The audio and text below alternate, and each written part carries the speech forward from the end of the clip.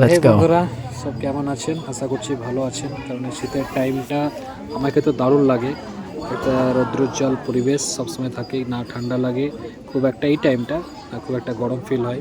এটা আলাদা রকম অনুভূতি। ইয়েস। তো দুপুর টাইম আসা মানে ধরুন একটা খিদে মানুষের আস্তে আস্তে বাড়ে, আর সেই খিদেটা একটু অন্যরকম হয়, আর সেই খাবারটা খেতেই খুব মজা লাগে। আবার সেই খাবারটা যদি আবার পিকনিকের কোনো প্রোগ্রামের খাবার হয়, বাইরে বিশেষ করে চড়ুই ভাতি, কেউ পিকনিক, বিভিন্ন জন বিভিন্ন রকম বলে থাকে, তাহলে সেই খাবারের মজাটাই আলাদা ছিল। তো যাই হোক, আমি এটা একটা আমাদের পিকনিক প্রোগ্রাম ছিল। পিকনিক প্রোগ্রামটা দারুণ হয়েছিল, অসাধারণ।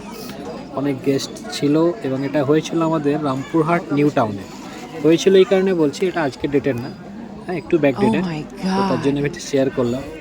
তো দেখুন, এক একজন তো ভাবছিলাম খাবে না, 4-5টা করে মিষ্টি খেয়ে নিচ্ছে। খাবার অ্যাভেলেবেল ছিল, কিন্তু আপনার বাচ্চাটা দেখুন কত কিউট, ও কত এনজয় করছে।